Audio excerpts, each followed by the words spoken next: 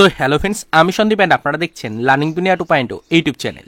তো ফ্রেন্ডস, আবারও কিন্তু আপনারা যারা রাজ্যের ডব্লিউপি কনস্টেবল এবং কেপি কনস্টেবলের রিক্রুটমেন্টের সাথে যুক্ত চাকরি প্রার্থী রয়েছেন এবং আপনারা যারা অধীর আগ্রহে আপনাদের এক্সামের ডেট পাওয়ার জন্য দীর্ঘদিন ধরে ওয়েট করে রয়েছেন এবং আপনারা যারা রাজ্যের বিভিন্ন ওবিসি মামলাগুলির ওপর নজরদারি রেখেছিলেন, মূলত তাদেরকে উদ্দেশ্য করে আজকের এই ছোট্ট এবং আর্জেন্ট ভিডিওটা কিন্তু ক্রিয়েট করতেই হলো। দেখুন ফ্রেন্ডস, আপনারা সকলেই জানেন যে অলরেডি রাজ্যের ওবিসি সার্টিফিকেট সম্পর্কিত চলতি মামলাগুলি না মেটার কারণে কিন্তু সেরকমভাবে কোনো নিয়োগ প্রক্রিয়ার উপরে গতি নেই, সেরকমভাবে কিন্তু কোনো নিয়োগ প্রক্রিয়াতে ছাড়পত্র কিন্তু পাওয়া যাচ্ছে না, এটা আপনারা সকলেই কিন্তু জানেন। তবে আপনাদেরকে এটা বলে রাখার চেষ্টা করি, আপনারা দেখলেন যে হাইকোর্টে চলতে থাকে আমাদের ওবিসি মামলারও একের পর এক হিয়ারিং কিন্তু চলছে এবং সরাসরিভাবে রাজ্যকে হেনস্থা করা হচ্ছে বিষয়টাকে নিয়ে, যে রাজ্য যেন কোনো নিয়োগ প্রক্রিয়া নতুন করে শুরু করতে না পারে এবং রাজ্য যে সকল নিয়োগ প্রক্রিয়াগুলোকে নতুন করে শুরু করেছে সেই সকল নিয়োগ প্রক্রিয়াগুলো টোটালি কিন্তু ক্লোজ করে দেওয়ার নির্দেশিকা দেওয়া হয়েছে। অলরেডি কিন্তু মুখ্য সচিবকে এরকমই নির্দেশিকা দেওয়া হয়েছে গতদিনের হিয়ারিং থেকে।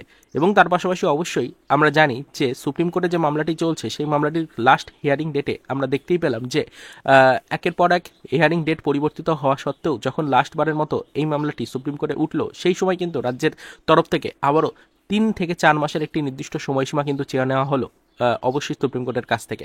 তো এক্ষেত্রে আমরা জানি 2025 শিক্ষাবর্ষটা আমাদের জন্য মোস্ট ইম্পর্টেন্ট একটা শিক্ষাবর্ষ। এই নিয়োগ প্রক্রিয়াগুলো আটকে যদি যায় তাহলে কিন্তু অবশ্যই 2025 শিক্ষাবর্ষের মধ্যে সেই নিয়োগ প্রক্রিয়াগুলো আর কখনোই কিন্তু সম্পূর্ণ করা যাবে না।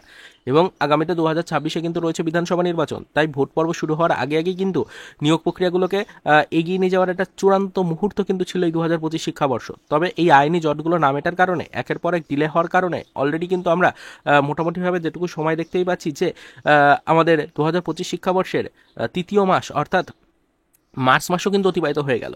তো হাতে মাত্র আর কয়েকটা মাস রয়েছে, এর মধ্যে যদি কার্যক্রমে এগিয়ে নিয়ে যাওয়া না যায় তাহলে কিন্তু অবশ্যই আগামীতে আবারও ভোট পর্ব শুরু হয়ে যাবে এবং সেই মুহূর্তে দাঁড়িয়ে কিন্তু রাজ্য সরকার আর কোনো নিয়োগ নোটিফিকেশন আকারে কিন্তু প্রকাশ করতে পারবে না।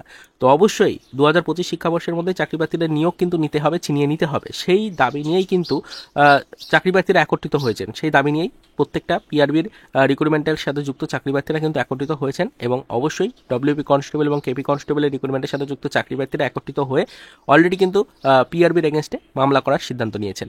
অলরেডি পিআরবি এগেনস্টে মামলা তারা করেছেন হাইকোর্টে এবং আশা করা যাচ্ছে যে এই মামলা থেকেই এবার কিন্তু চূড়ান্ত কিছু ফলাফল আপনারা পেতে পারেন। অবশ্যই আপনাদেরকে জানিয়ে রাখার চেষ্টা করি যে ওবিসি মামলার একের পর এক কিন্তু জল্পনা বেড়েই চলেছে।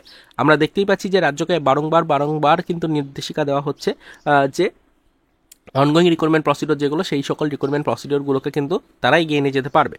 তবে আমাদের এই ডব্লিউপি কনস্টেবল রিক্রুটমেন্ট প্রসিডিওর যেটা, কেপি কনস্টেবল রিক্রুটমেন্ট প্রসিডিওর যেটা, এগুলো কিন্তু একটি অনগোয়িং রিক্রুটমেন্ট প্রসিডিওর। তার কারণ এগুলো কিন্তু অবশ্যই নোটিফিকেশন আকারে দীর্ঘ কয়েক মাস আগেই কিন্তু প্রকাশিত হয়ে গেছে, নোটিফিকেশন অনেক দিন আগে প্রকাশিত হয়ে গেছে। তবে নোটিফিকেশন প্রকাশিত হলেও তার পরবর্তী দিকে যখন রাজ্যের এই ওবিসি মামলাটা সামনে ইস্যু হয়ে দাঁড়িয়েছে, সেই সময় গিয়ে কিন্তু আর রাজ্য সরকার কোনো নতুন নিয়োগের নোটিফিকেশন প্রকাশ করছে না ঠিকই, তবে এই অনগোয়িং রিক্রুটমেন্ট প্রসিডিওরগুলোকেও কিন্তু আর এগিয়ে নিয়ে যাচ্ছে না। তো এটা কিন্তু একটা বড় সমস্যা। সেই কারণে রাজ্যের চাকরিযোগ্য প্রার্থীরা কিন্তু অত্যন্ত ক্ষুব্ধ পিআরবির এগেনস্টে এবং অবশ্যই কিন্তু পিআরবির এগেনস্টে তারা হাইকোর্টে মামলা অলরেডি করেছে।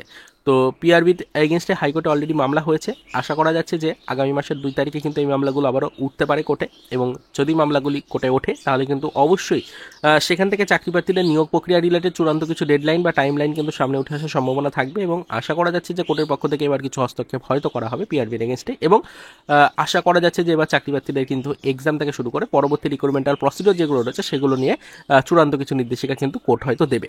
তো এই আশাতেই চাকরি প্রার্থীরা কিন্তু অলরেডি একত্রিত হয়ে হাইকোর্টে মামলা করেছে। তো প্রত্যেকটা চাকরি প্রার্থীকে রিকোয়েস্ট করা হচ্ছে যে এই মামলাতে তারাও যেন অংশগ্রহণ করে এবং প্রত্যেকটা চাকরি প্রার্থী একত্রিত হয়ে যেন তাদের নিজস্ব মতামতগুলো সামনে তুলে ধরে। আলটিমেটলি কিন্তু অনেকেই বলছে যে মামলা করাটা ঠিক হয়নি, মামলা করার কারণে আইনি জট আরও ক্রিয়েট হবে এবং রিক্রুটমেন্ট প্রক্রিয়াটা আরও এগোবে না, এরকম কিন্তু অনেক ধরনের মতামত রয়েছে অনেকেরই। তবে বলে রাখার চেষ্টা করি আপাতত এই রিক্রুটমেন্ট প্রক্রিয়াটা যদি কিছুটা হলেও আপনারা এগিয়ে নিয়ে যেতে চান তাহলে কিন্তু এই মামলাতে অংশগ্রহণ করাটাই আশা করছি ভালো হবে। তার কারণ কোর্টের কিছু নির্দেশিকা কিন্তু অবশ্যই এর ফলে উঠে আসবে। কোর্টের পক্ষ থেকে যা নির্দেশিকা দেওয়া হবে সেই নির্দেশিকা ফলো করতে কিন্তু পিআরবি বাধ্য।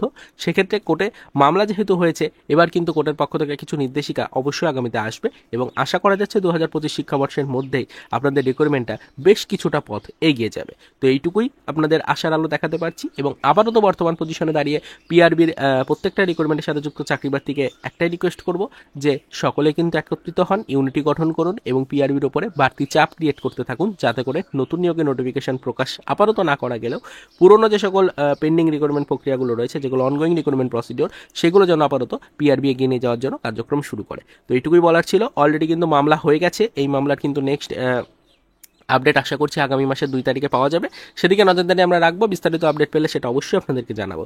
আর এই মামলা সম্পর্কিত আপনাদের কার কি মতামত সেটা অবশ্যই ভিডিওর কমেন্ট সেকশনে একটু জানাবেন। ডিটেলস ইনফরমেশন কিন্তু আপনাদের কাছ থেকেও কালেক্ট করতে হবে, তাই আপনাদের মতামতটা জানা অত্যন্ত জরুরি। অবশ্যই কিন্তু আপনাদের মতামতটা ভিডিওর কমেন্ট সেকশনে কমেন্টের মাধ্যমে আমাদেরকে জানাবেন। পরবর্তীতে এটার উপর ভিত্তি করে কিন্তু ডিটেলস ইনফরমেশন আবারও আপনাদেরকে ভিডিওর মাধ্যমে আমরা প্রোভাইড করার চেষ্টা করবো। তারপরে তো এই পর্যন্তই, চলুন দেখা হবে নেক্সট ভিডিওতে। পরবর্তীতে আবারও আমাদের ডব্লিউপি কনস্টেবল এবং কেপি কনস্টেবল রিক্রুটমেন্ট রিলেটেড কিছু আদার্স অফিসিয়াল আপডেটের সাথে।